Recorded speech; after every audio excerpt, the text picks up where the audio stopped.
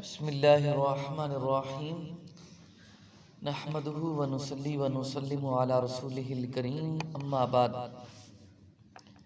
وعن الحسن مرسلا قال قال رسول اللہ صلی اللہ علیہ وسلم یأتی علی الناس زمان یکون حدیثهم فی مساجدهم فی امر دنیاهم فلا تجالسوهم فلیس للہ فیہم حاجت رواہ البہقی فی شعب الایمان۔ حضرت خواجہ حسن بصری رضی اللہ تعالی عنہ آپ مرسلاً یہ حدیث مبارکہ بیان کرتے ہیں، یعنی کہ آپ کے بعد ایک راوی ہے، آپ نے اس کو چھوڑ دیا، ڈائریکٹ حضور نبی کریم صلی اللہ علیہ وآلہ وسلم آپ سے حدیث مبارکہ آپ نے بیان کی۔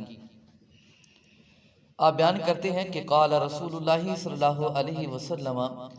پاک محبوب علیہ السلام نے ارشاد فرمایا، یأتی علی الناس زمان، کہ لوگوں پر ایک زمانہ آئے گا،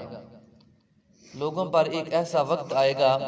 یکون حدیثہم فی مساجدہم فی امر دنیاہم، کہ وہ دنیاوی باتیں، دنیاوی معاملات وہ مسجد میں طے کریں گے اور دنیاوی گفتگو کریں گے، دنیاوی باتیں کریں گے۔ فلا تجالسوہم، تو حضور نبی کریم صلی اللہ علیہ وآلہ وسلم آپ نے فرمایا کہ تم ان کے پاس نہ بیٹھو، یعنی کہ جو لوگ مسجد میں دنیاوی باتیں کریں تم ان لوگوں کے پاس نہ بیٹھنا۔ فلیس للہ فیہم حاجت، کیونکہ ان لوگوں میں اللہ کو کوئی حاجت نہیں ہے۔ ویسے تو اللہ تعالیٰ جو ہے وہ حاجت سے پاک ہے، یہاں پر وہ حاجت مراد نہیں ہے، یہاں پر مراد یہ ہے کہ ایسے لوگوں کی عبادت قبول نہیں کی۔ تو یہاں پر دیکھیں کہ علامات قیامت میں سے ایک قیامت کی نشانی کو بیان کیا گیا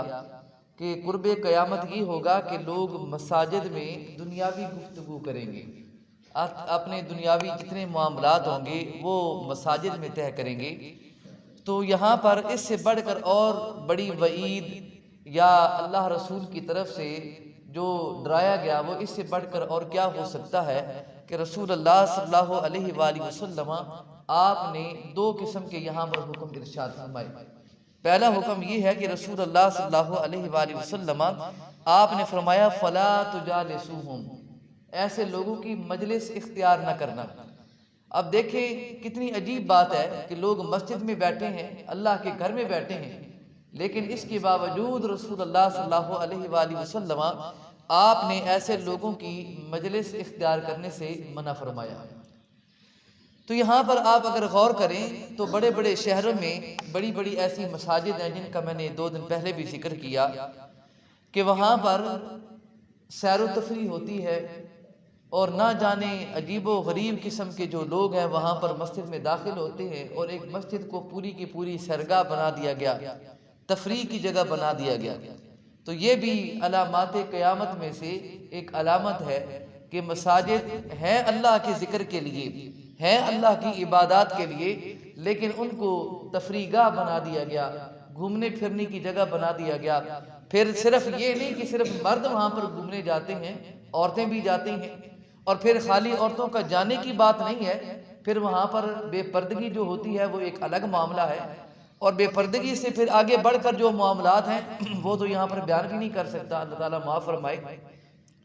تو اگرچہ یہ کام ویسے بھی گناہ ہے، چاہے مسجد میں ہو یا غیر مسجد میں ہو،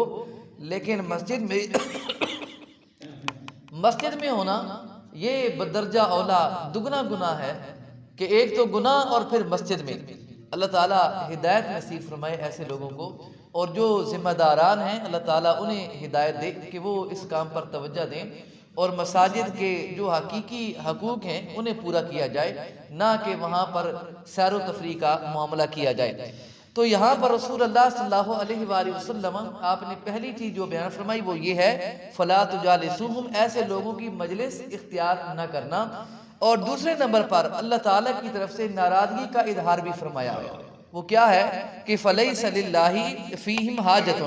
حضور نبی کریم صلی اللہ علیہ وآلہ وسلم آپ نے فرمایا جو مسجد میں بیٹھتے ہیں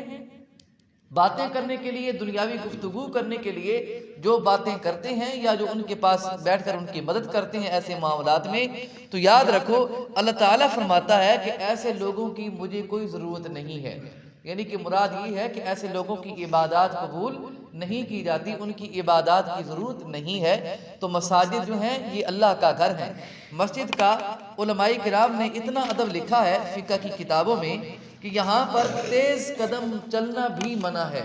یعنی کہ ان قدموں کے ساتھ چلنا کہ جس سے آواز پیدا ہو، یہاں پر مسجد میں وہ چلنا بھی منع ہے۔ مسجد میں اونچی آواز سے بولنا بھی منع ہے، یہ مسجد کے آداب میں سے ہے۔ تو یہاں پر ایک مسئلہ عرض کر کے اپنی بات کو ختم کر رہا ہوں۔ وہ مسئلہ یہ ہے کہ بعض دفعہ ایسا ہوتا ہے کہ جماعت کھڑی ہو جاتی ہے اور کچھ لوگ وضو کر رہے ہوتے ہیں، اور وضو کرنے کے بعد وہ جماعت کو پانے کے لیے وہ دوڑتے ہیں مسجد میں، تو دڑم دڑم کی آواز پیدا ہوتی ہے تیز پاؤں رکھنے کی وجہ سے۔ تو یاد رکھیں یہ حدیث مبارکہ میں اور فقہ کی کتابوں میں اس چیز سے منع کیا گیا ہے۔ ایسے آپ نہیں دوڑ سکتے، آرام سے آئیں، سکون سے آئیں۔ آپ کی نیت ہے جماعت کے ساتھ شامل ہونا، تو انما الاعمال بالنیات کے تحت جو آپ کی نیت ہے اللہ تعالیٰ اس پر آپ کو اجر عطا فرمائے گا۔ باقی جتنی آپ جماعت کا حصہ پالیں اس جماعت میں شامل ہو جائیں، اور جو آپ سے حصہ رہ گیا وہ رہ گیا، اس میں یہاں پر آپ کو جلدی نہ آنے کی وجہ سے جو وضو سے جماعت تک ہے آپ کو کوئی گناہ نہیں ہوگا، بلکہ یہاں پر حکم ہے کہ وضو کرنے کے بعد بجائے کہ مسجد میں آپ دوڑیں اور آوازیں پیدا ہوں اور ایک مسجد کی بے ادبی اور توہین ہو، یہ بالکل شرعاً ممنوع ہے۔ آرام سکون سے اطمینان کے ساتھ آئیں اور جماعت کا جتنا حصہ ملے وہ پالیں اور جماعت کے ساتھ نماز ادا کر لیں، چونکہ آپ کا ارادہ تھا، نیت تھی جماعت کے ساتھ شامل ہونا، تو یقیناً اس پر اللہ تعالیٰ آپ کو بغیر دوڑنے کے ہی اجر عظیم عطا فرما دے گا۔ تو لہذا آئندہ کوئی بندہ بھی مسجد میں دوڑے نہیں، جیسے وضو کرے آرام سکون سے مسجد میں آئے اور جماعت کے ساتھ شامل ہو جائے۔ اللہ رب العزت کی بارگاہ میں دعا ہے اللہ تعالیٰ ہم سب کو عمل کی توفیق عطا فرمائے۔ وما علیہ الا البلاغ۔